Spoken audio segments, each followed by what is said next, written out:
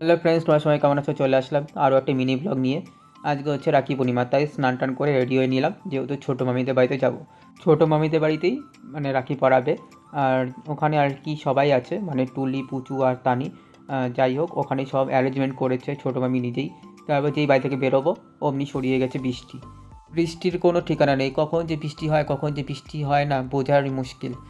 তারপরে অনেকক্ষণ ওয়েট করার পর বৃষ্টি যেই কমলো, তারপরে যেতে পারলাম। আবার এদিকে আবার রোদ উঠেছে, মানে সকালটাও ভালো হয়ে গেছে, মাঝখানে আবার যেই বাড়ি থেকে বেরোবো তখনই বৃষ্টি নামছে। তারপরে এই যে চলে এসেছি ছোটো মামিদের বাড়ি। ছোটো মামিদের বাড়িতে এসেও মানে হালকা হালকা ঝিরিঝিরি বৃষ্টি পড়ছে।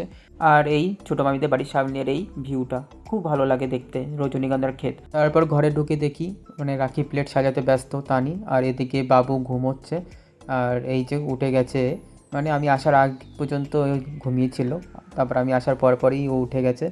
বাবু ঘুম থেকে ওঠার পর ওকে জামা কাপড় পরিয়ে দিয়েছে, আর ও চলে গেছে বাইরে খেলতে। ও যা দুরন্ত, মানে এক ইয়েতে বাইরে চলে গেছে।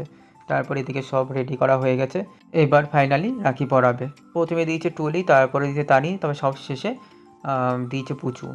আমাকে যখন টুলি রাখি পরাছিল, পাশে আবার বাবু বসেছিল, বসে বসে মিষ্টি খাচ্ছিল। তো সামনে ছিলাম তার জন্য ওকে দেখা যাচ্ছে না, ওই দেখো দেখা যাচ্ছে। টুলি রাখি পরানো শেষ করে এবার তানি রাখি পরাতে শুরু করে দিল। তানির পরানো শেষ হলেই পুচু দেবে। এবার পুচু যেই জিতে যাবে তখনই আর কি হয়ে গেছে ইয়ে, ও তো একা একা পারে না। তারপর টুলিকে বলছিলাম যে ওকে একটু হেল্প কর, তারপরে ও একটু হেল্প করলো। তারপর বাদ বাকি ইয়ে ও নিজের হাতেই করেছে, সেটা তোমাদের এইখানে দেখাতে পারলাম না, নাহলে ভিডিওটা অনেকটা বড় হয়ে যাবে, সেই কারণে। তারপরে কিছুক্ষণ পর ফাইনালি আমার রাখি পরানো শেষ হয়ে গেল। এই যে তিনজনে তিনটা রাখি পরিয়ে দিয়েছে। তারপর চলে গেছিলাম একটু বাইরে বাইরে একটু ঘোরাঘুরি করে চলে গেছিলাম বাড়ি, মানে দিদাকে আনতে।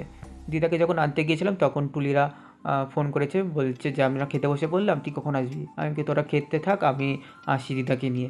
তারপর এসে দেখি এরা সবাই খেতে বসে পড়েছে।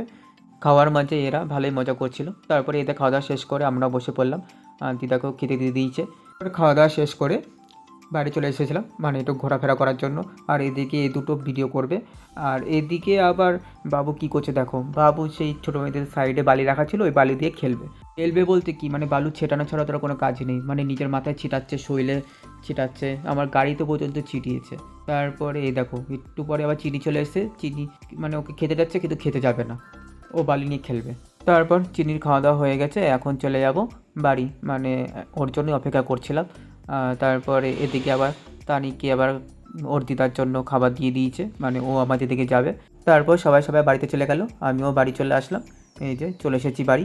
চলো আজকের জন্য এটুকু, সবাই খুব ভালো থেকো, আবার দেখা হবে নেক্সট কোনো মিনি ব্লগে। টাটা।